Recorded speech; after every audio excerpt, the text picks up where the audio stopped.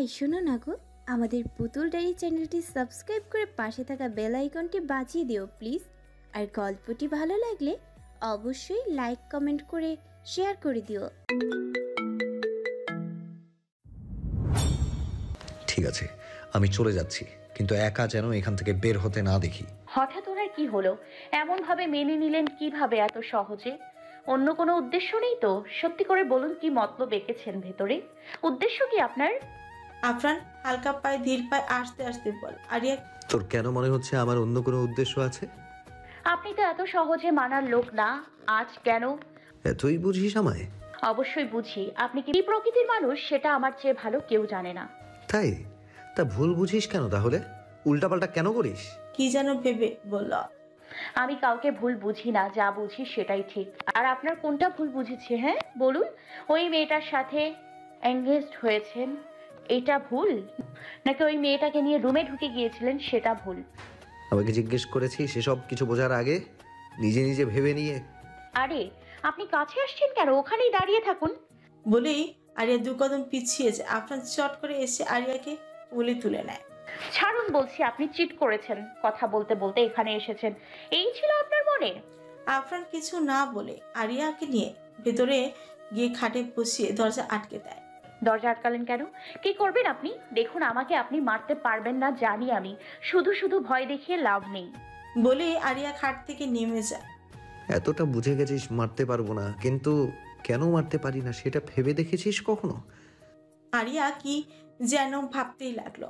আফরান আরিয়ার কাছে এসে পুরো পুড়ে যাওয়া হাতটা ধরতেই আরিয়া উফ শব্দ উচ্চারণ করে হাতটা সরিয়ে নিয়ে বলল। আফরান, আবার ব্যথা দেবেন?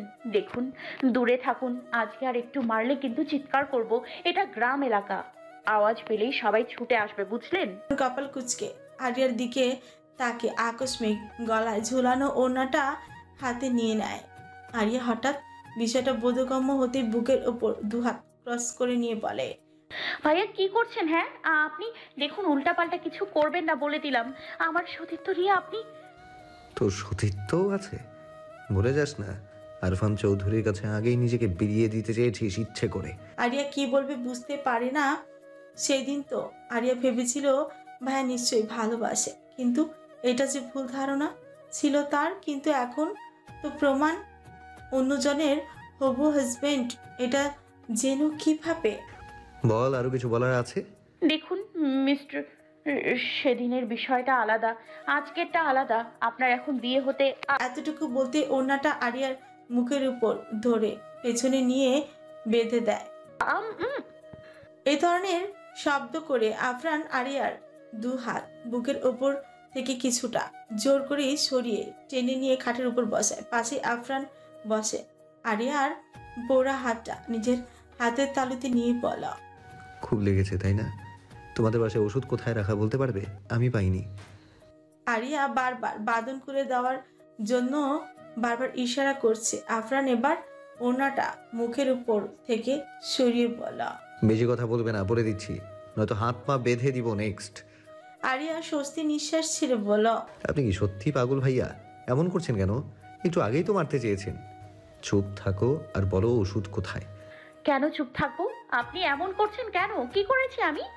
আফরান রাগ কন্ট্রোল করার চেষ্টা চালিয়ে বলল, আফরান দেখো আবারও বলছি, প্রশ্ন করো না, তোমার উত্তর নিজে থেকেই পাবে পরে। আমি এখন জানতে চাই মা বাবাকে কোথায় রেখেছেন, আর এখানে কেন এসেছেন? আপনি তো বলেছিলেন যেন আপনার সামনে না আসি। তাহলে ধৈর্যের বাঁধ ভাঙে। এই মেয়ের সাথে ভালো ব্যবহার করার মানে এইটা কথার বাইরে যাবে। ঠাস করে একটা গালে চর বসিয়ে বলা, তারপর বল, আর কি কি জানতে চাস? আরিয়া গালে হাত রেখে ঠোঁট উল্টে আফরানের দিকে তাকিয়ে রইল। বল। দেখ, এমন ভাবে আবার তাকাচ্ছিস কেন? কথা বলে শুনতে পারিস না? মারতে হবে তোকে? মারতে হবে কেন তোকে? বুঝিস না কি বলি? আরিয়া এবার ভ্যা ভ্যা করে কেঁদে দিল। এই চুপ করবি নাকি আবারও? আরিয়া আফরানকে অবাক করে দিয়ে আফরানের বুকে মাথা ফেলে কাঁদতে লাগলো। আফরান একটু হতভম্ব হয়। কিছু মুহূর্ত এভাবে অতিবাহিত হয়। আফরানের ভাবনার থেকে স্তম্ভিত ফেলে এক হাতে আরিয়াকে জড়িয়ে অন্য হাতে আরিয়ার মাথা রাখে।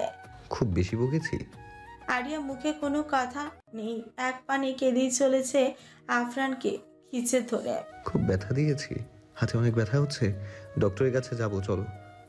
বলে আরিয়াকে উঠাতে নিলে আরিয়া না উঠে আরো শক্ত করে ধরে আফরানের বুকে মুখ গুজে বলল, আরিয়া আপনি অনেক খারাপ ভাইয়া, খুব কষ্ট দেন আমাকে। এত কেয়ার করে লাভ কি যদি ক্ষতটা নিজেই করেন? তোমাকে অন্য কেউ ছুবে কেন বলো? আমার উপর রাগ করেছো বুঝলাম, তাই বলে অন্য পুরুষের ছোঁয়া কেন লাগবে তোমার শরীরে? এই জন্যই এমন করবেন? আপনাকেও তো ওই মেয়েটা ছুঁয়েছিল রিং পরানোর সময়, আমি এমন করেছি আপনার সাথে? জেলাস? এই তো বললে স্নেহা ছুঁয়েছে তাই তোমাকে অন্যজন ছুবে, এটাই তো, তাই না? আরিয়া বুক থেকে মাথা উঠিয়ে চোখ মুছতে মুছতে বলল। জানি না, কিন্তু আপনাকে ওই মেয়েটা কেন ছবি?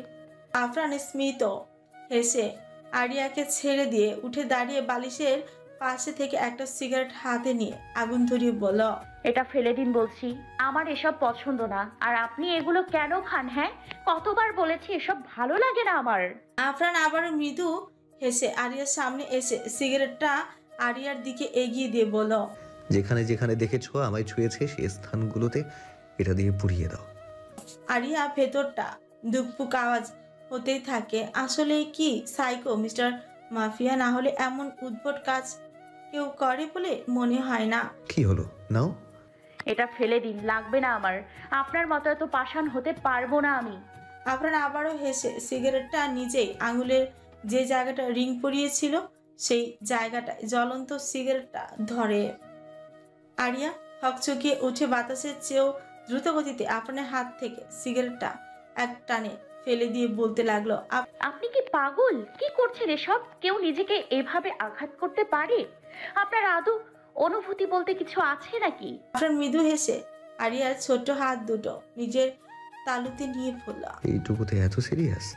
আপনার কাছে এইটুকু মনে হচ্ছে? দেখুন, আপনি যদি আমার সাথে থাকতে চান অবশ্যই এসব সাইকোটাইপ বিষয়গুলো বাদ দিতে হবে, না হলে কিন্তু আমি আপনার সাথে থাকতে পারবো না। আরিয়ার কথাটা শেষ হতেই মাথায় বিষণ্ণতা কাজ করতে লাগলো। বারবার এই মেয়ের মুখে এই চলে যাওয়া কথাটা একদম মৃত্যুর চেয়ে বিষাক্ত আফরানের কাছে মনে হয়। এইটা কি এই মেয়ে কোন জন্মে বুঝবে? সঙ্গে সঙ্গে আরিয়ার কোমল হাত দুটো চেপে ধরে। আফরান দাঁত কিরমির করে বলা, কার সাথে থাকার আরো ইচ্ছে আছে তোর? নাম বল। এত সাহস হলো কি করে তোর এসব বলার? একদম রক্তের বন্যা বইয়ে দেব। কি ভাবিস নিজেকে? সত্য করে বল, তোর ভেতরে আর কজন ছেলের নাম গাথা আছে? ওইগুলোকে পিষিয়ে দিতে আমার সময় লাগবে না। কি করছেন কি? ছাড়ুন বলছি। এসব কোন ধরনের ব্যবহার? এতক্ষণ তো ভালোবাসা দেখাচ্ছিলেন, হঠাৎ কি হলো আবার? লাগছে আমার, ছেড়ে দিন বলছি। ছাড়ুন না। আমি কখন বললাম আমার অন্য কাউকে পছন্দ? সত্যি বলছি, আপনি ছাড়া আর কেউ নেই আমার জীবনে। বিশ্বাস করুন দয়া করে, আমার হাতটা ছাড়ুন বলছি। আফরান আরো জোরে চেপে ধরে বল, আরিয়া মিথ্যে বলবি না একদম, সত্যি করে বল। ভালো করে বলছি, নয়তো পরে জানতে পারলে অস্তিত্ব থাকবে না ওই ছেলের। কান্না করতে করতে বলা, বিশ্বাস করছেন না কেন আমার কথা? সত্যি বলছি ভাইয়া, দেখুন আপনি কেমন করছেন। এই কারণগুলোই আমাকে আপনার কাছে আসতে বারণ করে। বিশ্বাস করুন, আপনাকে ভালোবাসি, নয়তো ওই বাড়ি থেকে আসতাম না জেলাস হয়ে। বুঝতে পারছেন না কেন? সত্যি বলছি, এবার ছাড়ুন না। আরিয়ার কথাগুলো আফরানকে শান্ত করতে কিছুটা সফল হয়েছে। হাতের বাঁধন হালকা করে একটা দীর্ঘশ্বাস ফেলে আরিয়াকে বলা, সত্যি তো? এই জন্যই এসেছিস? আরিয়া হাতটা ছাড়িয়ে প্রথমে ব্যথাতুর জায়গায় দিকে তাকালো। লাল হয়ে আছে দুটো হাত, আঙুলের ছাপ পর্যন্ত বসে গেছে। আফরান তীক্ষ্ণ দৃষ্টি ফেলে একবার দেখে নিল। আপনাকে আমার কিছু বলার নেই আর ভাইয়া, আপনার এই কাজগুলোর জন্যই। এইটুকু বলে আরিয়া থেমে যায়। আবারও যদি উল্টো পাল্টা কিছু বলে ফেলে নিশ্চিত এবার গলা টিপে মেরেই ফেলবে। আফরান চুপ করে উঠে দাঁড়িয়ে দরজার দিকে হাঁটা ধরল। আরিয়া পেছন থেকে ডেকে বলল, কোথায় যাচ্ছেন? একা আসার শাস্তি কিন্তু এখনো দেইনি, জাস্ট একটু মায়া হলো তাই কিছু করবো না, চিন্তা করিস না। চাচা চাচি কেউ কিন্তু বাড়িতে নেই, একাই এখানে থাকবি আর এটাই তোর শাস্তি। আরিয়া ভয়ে লাফ মেরে উঠে দাঁড়িয়ে বলল, আপনি আমায় একা রেখে যেতে পারবেন ভাইয়া? যদি ভূত এসে আমাকে নিয়ে যায় তখন কি হবে আপনার? তুই ওটারই যোগ্য। একা আসার সময় মাথায় ছিল না যদি রাস্তায় কোনো ঝামেলা হতো তখন? আরিয়া ঝোঁক গিলে আফরানের কাছে যেতে নেয়, কিন্তু তার আগে আফরান দ্রুত পায়ে বাইরে থেকে দরজা আটকে দিয়ে চলে যায়। আরিয়া দরজা ধাক্কে বলতে লাগলো, কিন্তু দরজা খুলুন ভাইয়া, আমি একা ভয় পাই, খুলুন বলছি। দেখুন আর হবে না বললাম তো। আফরানের আওয়াজ না শুনে বুঝলো আফরান সত্যি চলে গেছে। আরিয়া এবার ভ্যা ভ্যা করে দরজা পিঠ থেকে বসে কাঁদতে লাগলো। আপনি খুব বাজে ভাইয়া, আমাকে একটুও বোঝেন না। বেশ কিছুক্ষণ পর আরিয়া কান্না বন্ধ করে উঠে দাঁড়িয়ে সারা বাড়ি রাউন্ড দিতে লাগলো। খাবার মতো কিছু পায়নি পানি ছাড়া। মা বাবা কোথায়? উনি কিছু করে দেননি তো? বাড়ির বেহাল অবস্থা দেখেই বোঝা যাচ্ছে ভাঙাচোরা গুলো, মালামাল এলোমেলো হয়ে আছে। নিশ্চয় জোর করে উঠিয়ে নিয়েছে খারাপ লোকটা। মা বাবাকে খুঁজতে হবে যেভাবেই হোক, কিন্তু খুঁজে বের করতে হলে আগে ওনার কাছ থেকে পালিয়ে যেতে হবে আমায়। এইদিকে জাফর সাহেব অফিস থেকে এসে আরিয়ার নিখোঁজ হওয়ার কথা জানতে পেরে অনেক খুঁজেছে, কিন্তু হদিস মেলেনি। তাই পুলিশ কমপ্লেন্ট করে, কিন্তু পুলিশরা এখনো অবধি কোনো তথ্য দিতে পারেনি। সামিরাও যাদের চেনে সবাইকে প্রায় কল করে জিজ্ঞেস করেছে। তাছাড়া আরও কোথাও যাবার হলে তো অন্তত আমাকে বলে যেতে পারতি। হুট করে কোথায় হারিয়ে গেলি? কিন্তু আয়াস আপনার চেষ্টা চালিয়েই যাচ্ছে, এদিকে সেদিকে রাস্তায় সকল জায়গায় গিয়ে আরিয়ার ফটো দেখিয়ে জিজ্ঞেস করছে, কিন্তু বৃথা। আরিয়ার বাবার কাছেও হাজারবার কল দেওয়ার ট্রাই করেছে, কিন্তু যতবার দিয়েছে ততবারই ফোন সুইচ অফ বলছে। আফরানকে পর্যন্ত ফোন দিয়েছে খবরটা জানানোর জন্য, কিন্তু আফরান একবারের জন্য ফোনটা ওঠানোরও প্রয়োজন মনেই করেনি। হঠাৎ ঝোড়ো হাওয়ার শ শ আওয়াজে আরিয়ার ঘুম ভাঙে। কাঁদতে কাঁদতে এভাবেই ঘুমিয়ে পড়েছিল আরও, কিন্তু এত প্রবল হাওয়ায় জানালার পর্দাগুলো এপাশ ওপাশ উঠছে। দরজা থেকে বাতাসের কারণে শো শো শব্দে আরিয়া কেঁপে উঠে। লাইট জ্বালানো ছিল পাশ থেকে। জগটা নিয়ে গ্লাসে পানি ঠেলে ঠক ঠক করে গেল। শরীর ঠান্ডা হয়ে আসছে ভয়ে। বিকেলে তো আকাশ একদম পরিষ্কারই দেখেছিল, হঠাৎ করে বৃষ্টি হচ্ছে কেন? আজ বৃষ্টিটা না হলে কি হতো না? ভাবার মাঝে হঠাৎ করে লাইটের আলো নিভে যায়। দেশে এই একটা সমস্যা, একটু বৃষ্টি বা রোদের আনাগোনা দেখলেই লোকগুলো কারেন্ট নিয়ে খেলা শুরু করে। আরিয়া এবার ভয় একদম দেয়ালের সাথে গেছে। কম্বলটা সাইড থেকে টেনে শরীরে মুড়িয়ে দিয়ে শুধু মাথাটা বের করে আওয়াজ করে কাঁদতে লাগলো। আম্মু কোথায় তোমরা? ভয় লাগছে খুব, এসো না আমার কাছে। বাবা প্লিজ দেখো, তোমার মেয়ে খুব ভয় পাচ্ছে। কথাগুলো বলে আরিয়া ডুকরে বুক ভাসায়। এমন একা রেখে কিভাবে চলে যেতে পারলেন ভাইয়া? একটু মায়া হলো না? হবে বা কি করে? আপনার তো মনেই নেই। আরিয়ার জীবনে এমন কালো রাত প্রথম আসলো। এত ভয় কখনো পায়নি সে। মিস্টার মাফিয়ার থেকেও ভয়ঙ্কর মনে হচ্ছে আর সময়টাকে। আচ্ছা, অন্য দিন তো ঘুমালেই কখন সকাল হয় বুঝাই যায় না, আজ কেন সময়টা দীর্ঘ হচ্ছে? এইসব ভাবনার মধ্যেই হঠাৎ দরজা খোলার আওয়াজ পেয়ে শিউরে উঠে কলিজা কাপা গলায় বলল, কে আপনি? অন্ধকারে মানুষটির প্রতিচ্ছবি দেখেও দেখা গেল না, আর আওয়াজও করলো না কোনো রকম। ভাইয়া? কোনো উত্তর নেই। আরিয়া বুঝলো নিশ্চয়ই তার মাফিয়া কিলার তাকে এমন একা অবস্থায় রেখে গিয়ে চিন্তায় মরে যাচ্ছে। আবারও এসেছে। খুশিতে দৌড়ে খাট থেকে নামতেই আরিয়াকে জড়িয়ে ধরল। আমি জানতাম তুমি আসবে, এমন ভয়ঙ্কর পরিস্থিতিতে ফেলে যেতেই পারো না আমায়। বলে আরো শক্ত করে জড়িয়ে দিল। নিস্তব্ধতা কাটে কিছু মুহূর্ত, কিন্তু হঠাৎ আরিয়াকে ছেড়ে দ্রুত পায়ে বেরিয়ে গেল আফরান। পুনরায় আগের মতোই দরজা লাগিয়ে আরিয়া পেছন থেকে ভাইয়া বলে ডাকলো, কিন্তু কোনো উত্তর পায়নি। কিন্তু এমন করার মানে কি আরিয়ার মাথায় ঢুকলো না। এমন করে কিভাবে আপনি চলে যেতে পারলেন আমায় এভাবে রেখে? আবারও এই গুমট অন্ধকারে আরিয়ার বুক কেঁপে উঠে। ভয় আস্তে করে পা ফেলে খাটের উপর এক পা রাখতে আবারও দরজার আওয়াজ পেয়ে পেছনে ঘুরে আফরান দরজার কাছে থাকতেই আরু বলে ডাকলো। আরিয়ার চোখে মুহূর্তে আবারও খুশিতে চাকচিক্য হয়ে উঠে আফরানের ডাকে সাড়া দিয়ে বলল, ভাইয়া কোথায় চলে গিয়েছিলেন?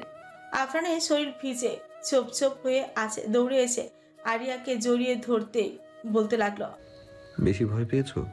এই যে আমি এসে পড়েছি, দেখো আমার ভুল হয়ে গেছে আজ, কিন্তু বিশ্বাস করো আমি বুঝতে পারিনি এমন হবে। আরিয়াও ঝাপটি মেরে আফরানকে জড়িয়ে ধরে কাঁদো কাঁদো গলায় বলল, আপনি খুব বাজে, এমন করে শাস্তি দেন কেন? আমার ভয় করে না?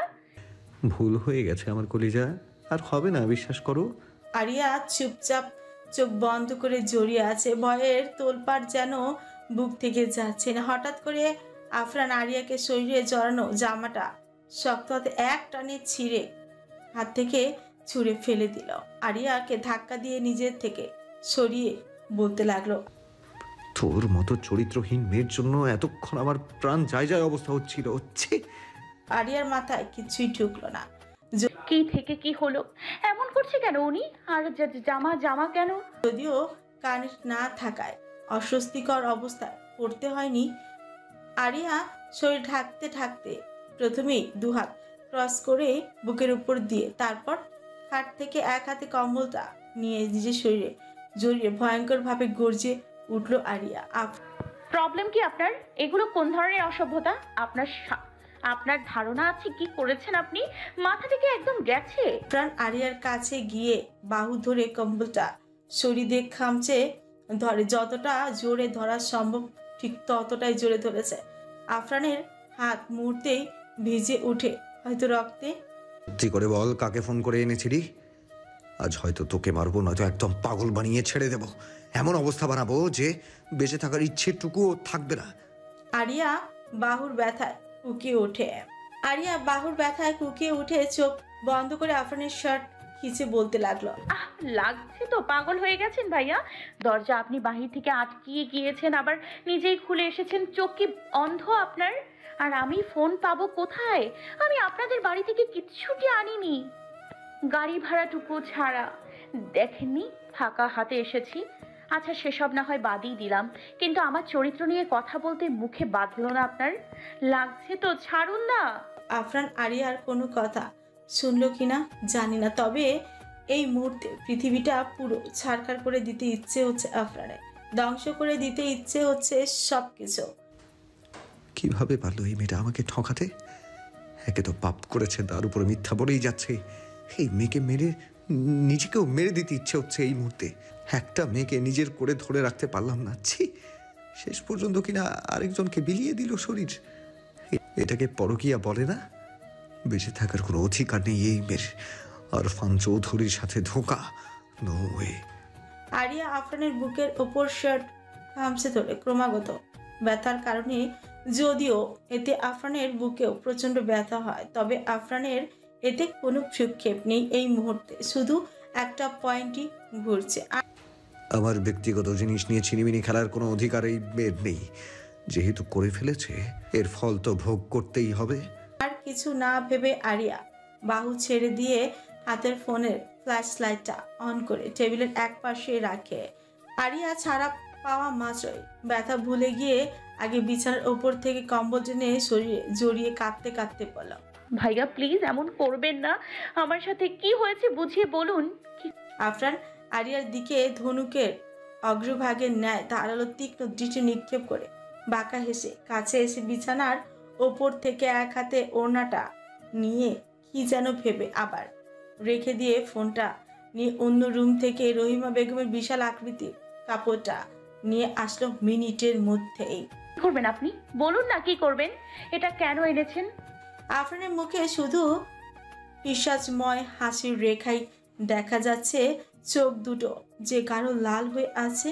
ফ্ল্যাশের হালকা আলোতে স্পষ্ট বোঝা যাচ্ছে আরিয়ার কাছে এসে শরীর থেকে কম্বলটা এক টানে ছিটকে ফেলে দিয়ে কাপড়ের একটু অংশ ছিঁড়ে নিঃশব্দে আরিয়ার দু হাত শক্ত করে ধরে একসাথে করে কাপড়ের টুকরোটা দিয়ে বাঁধতে শুরু করলো। আরিয়ার চোখ বেয়ে অনবরত পানি ঝরছে, চোখ জোড়া বন্ধ করে আছে। শরীরে ছোট কাপড় ছাড়া আর কিছুই পরিহিত নেই। আপনার কি একটু মায়া দয়া নেই, লজ্জা শরম নেই? আপনার নাই থাকতে পারে, তাই বলে কি আমারও নেই? প্লিজ ওটা শরীরে জড়াতে দিন, ইজ্জতটুকু অন্তত রাখুন। বলেই কাঁদতে লাগলো আরিয়া অসহায়ের মতন। ছোটার চেষ্টা করছে, কিন্তু এই বৃহত্তর শক্তির কাছে কি আর তার এইটুকু শক্তির কোনো দাম আছে? কি করছেন এসব? কি করেছে আগে বলুন না দয়া করে। কথা বলছেন না কেন? প্লিজ ছেড়ে দিন বলছি। আমাকে বেঁধে দিয়ে চলে যাবেন তাই না? দেখুন যাই করুন মেনে নিচ্ছি, কিন্তু ওটা আমার শরীরে দিয়ে দিন। আপনার পায়ে পড়ছি, দয়া করুন আমায়। বলে আওয়াজ করে কাঁদতে লাগলো আরিয়া। আফরানের সেদিকে কোনো প্রকার মন নেই, উল্টো আরিয়াকে এই অবস্থায় দু হাতে উল্টে কোলে তুলে নিয়ে খাটের উপর ঠাস করে ফেলে দেয় কোল থেকে। তারপর পরনের বেল্ট খুলে নিচে ফেলে দিল। এমন ভাবে ফেলতে পারলেন ভাইয়া? খুব ব্যথা পেয়েছি তো আমি। এমন করছেন কেন বলুন না, কিছু তো বলুন ভাইয়া। আমার আর্তনাদ কি আপনাকে আজ ছুতে পারবে না? কেন এতটা নির্দয় হচ্ছেন? একবার তো বলুন অপরাধ কি, কি করেছি আমি? আফরান আবারও ডেভিল হেসে শার্টের বোতাম খুলতে খুলতে বলল, যেই না বয়স হয়েছে অমনি শরীরের গরম রক্তে শারীরিক চাহিদাটাও বেড়ে গিয়েছে। হতেই পারে এই বয়সে, কিন্তু বিয়ে করেছে কি ঢং করতে? বিয়ের পরও অন্য ছেলের সাথে রাত কাটানোর জন্য? এত সাহস বেড়ে গেছে যে আরফান নামটাকে মাথা থেকে ছেড়ে দিয়ে পরপুরুষের সাথে মেলামেশা করছিস? সাহস কি করে হয় তোর আমার পার্সোনাল বডি নোংরা করার? আরিয়ার অসহায় কঞ্চ। কি সব বলছেন ভাইয়া? আমি কিছু করিনি, সত্যি বলছি। আফরান শার্ট খোলা শেষে শার্টটা ছুঁড়ে ফেলে দিয়ে আরিয়ার উপর ঝাঁপিয়ে পড়ে। ভাইয়া কি কি কি কথা শেষ হওয়ার আগে আরিয়ার ঠোঁট জোড়া নিজের দখলে নিয়ে নেয় আফরান। আরিয়া ছোটার জন্য ছটফট করছে, কিন্তু আফরান এক হাতে আরিয়ার মাথার পেছনের চুল শক্ত করে অন্য হাতে পিঠের নিচে দিয়ে তারপর পাশের বাহুখানা সর্বশক্তি দিয়ে পেঁচিয়ে ধরে। এতে আরিয়া নড়াচড়া করার শক্তিটুকুও যেন হারিয়ে ফেলে। আরিয়ার হাত বাঁধা নিজেকে ছাড়ানোর মতো কোনো উপায়ই পেল না। আজ আফরানকে নর পশুদের কাতারে দাঁড় করাতে ইচ্ছে করছে আরিয়ার। ঠোঁট জোড়া এমন করে কামড়ে দিচ্ছে বারবার একটু পর পর। সময়টা আজ বয়ে গেছে বোধহয় সেই সবার নয়। এই অবাধ্য রাত কিভাবে আটকাবে সেই সুযোগটুকু কেড়ে নিয়েছে আফরান। চিৎকার করার মতো আওয়াজও বের হচ্ছে না, শুধু গোঙানির আওয়াজ। আরিয়ার গলায় কিভাবে চিৎকার করবে? কখন থেকে উষ্ঠদয় নিজের মতোই কামড়ে যাচ্ছে, ছাড়ার নাম গন্ধ নেই। মাঝে মাঝে যে খুব জোরেই কামড়গুলো দিচ্ছে, এতটাই বিষাক্তময় লাগছে যেন এক্ষুনি দমটা বেরিয়েই যাবে। এত ক্ষোভ কিসের ওনার আমার উপর? কি করেছি আমি? প্রায় অনেকক্ষণ পর ঠোঁট ছেড়ে গলায় মুখ ডুবায় আফরান। আরিয়া সুযোগ পাওয়া মাত্র চিৎকার করে কাঁদতে লাগলো, প্লিজ কেউ বাঁচাও, কেউ হেল্প মি। কিন্তু এই ঝড়ো হাওয়ার রাত্রিরে কে শুনবে তার আওয়াজ? আফরান এবার মাথা উঠিয়ে ডেভিল হেসে পাশ থেকে এক হাতে আরিয়ার ওড়নাটা নিয়ে মুখ বেঁধে দেয়। আরিয়ার চেয়েও কিছু বুঝতে পারছে না। এর চেয়ে বড় অসহায় মুহূর্ত আরিয়ার জীবন আর কখনো আসেনি। চোখ বেয়ে অনর্গল পানি ঝরিয়ে যাচ্ছে শুধু। আরিয়ার শরীর থেকে একটু উপর হয়ে এক হাত এগিয়ে ফোনের ফ্ল্যাশ লাইটটা বন্ধ করে দিয়ে পুনরায় আফরান নিজের কাজেই মন দেয়। পরপর আরিয়ার গলায়, ঘাড়ে, পেটে কামড় বসিয়ে স্বাভাবিক নয় প্রতিটা কামড়ের জায়গাগুলোতে সঙ্গে সঙ্গে নীলচে আকার ধারণ করেছে নিশ্চিত। বেশ কিছুক্ষণ পর স্পর্শকাতর স্থানগুলোতেও আফরানের বেসামাল হাত চলে যায়। মত্ত হয় নির্লিপ্ত পাষণ্ডময় অস্বাভাবিকভাবে আরিয়াকে উপভোগ করায়। কেউ কি আটকানোর মতো আছে? কেউ কি আজকে রাতের কথা জানবে? আরিয়া কি এর পরেও আফরানের সাথে থাকবে, নাকি নিজেকেই শেষ করে দিতে বাধ্য হবে? এমন অপবিত্র শরীরের মূল্য আছে? কেউ জানলেও তো লাভ নেই। কে বিশ্বাস করবে মিস্টার আফরান চৌধুরী তাকে রেপ করেছে? সবকিছু বৃথা যাবে, তার চেয়ে আত্মহত্যা জিনিসটাই ভালো নয় কি? আরিয়া ব্যথা একটু পরপর কাতরিয়ে উঠছে। আফরানের তাতে কিছু যায় আসে না। সে মত্ত হয়ে আছে আরিয়াকে শাস্তি দেওয়ার পরম নেশায়। কিন্তু এমনভাবে তো সে তার বউকে উপভোগ করতে চায়নি। সুন্দরভাবে শুধু একটু বাঁচতে চেয়েছে বউটাকে নিয়ে। সেটা তো বউ দিতেই পারল না। বারবার কিছু না কিছু করবেই, কিন্তু আজ যেটা করেছে সেটার মূল্য অবশ্যই তার বউকেই দিতে হবে। কাকে এনেছে সে রাতের বেলা বাড়িতে? ওই পারফিউমের ঘ্রাণটা কার শরীর থেকে লাগিয়েছে নিজের শরীরে? আমার তো এমন স্মেলের কোনো স্প্রে নেই। তবে কি এটা প্রমাণিত হওয়ার জন্য যথেষ্ট নয় যে অবশ্যই কাউকে এনেছিল? অবশ্যই কাউকে এনেছিল। কই, সন্ধ্যা রাতে তো এমন সন্দেহবচন কোনো কিছু পায়নি সে। প্রায় 2 থেকে 2.5 ঘন্টা পর যখন বুঝতে পারে আরিয়া সবটা আর নিতে পারে না, প্রায় জ্ঞানী হারানোর অবস্থা, সেই মুহূর্তে সে আফরান আরিয়ার শরীরের উপর থেকে নেমে বালিশের 5টায় চোখ বন্ধ করে দীর্ঘ বিষাদময় শ্বাস ছাড়ে। ইচ্ছে তো এখনো হচ্ছে একেবারেই মেরে দিবে এই মেয়েকে, যার শরীরে অন্য পুরুষের ছোঁয়া লেগে থাকবে। ওই নষ্ট শরীর দরকার নেই তার। তবুও শেষ মুহূর্তে নিজের বেহাইয়া মনের কাছে হার মেনে নিয়ে ছেড়ে দেয়। তারপরও উঠে খাট থেকে নেমে সোজা ওয়াশরুমে চলে যায়।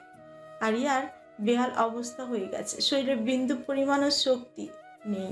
এই বুঝি জ্ঞান হারাবে। নিথর ক্লান্ত শরীরটা প্রচুর ব্যথায় হয়ে আছে। চোখ বন্ধ করে অনিশ্চিত ভবিষ্যৎ নিয়ে ভাবতে লাগলো। ওয়াশরুম থেকে বের হয়ে এসে ফোনটা হাতে নিয়ে স্ক্রিন অন করে ফ্ল্যাশ জ্বালাবে, ঠিক তখনই আরিয়ার দুর্বল শরীরটাকে নিয়ে মুহূর্তেই শোয়া থেকে চট করে উঠে বসে। আফরানের দিকে শেষবারের মতো অনুনয় চোখে তাকে মাথাটা দুদিকে নাড়িয়ে কিছু ইশারা করে। এই দৃষ্টির ভাষা বুঝতে আফরানের অসুবিধা হয়নি, তাই ফ্ল্যাশ না জ্বালিয়ে আরিয়ার হাতের বাঁধন খুলে দিয়ে, মুখে বাঁধা ওড়নাটাও খুলে দিয়ে ক্ষীণ আওয়াজেই বলল, আরিয়ার শরীরে যেইটুকু শক্তি অবশিষ্ট আছে সেটা নিয়েই পাশ থেকে মায়ের ছেঁড়া অবশিষ্ট কাপড়খানা সামনে দেখে সেটা নিয়ে পুরো শরীরটা ঢেকে নিয়ে খাট থেকে নামতে চায়।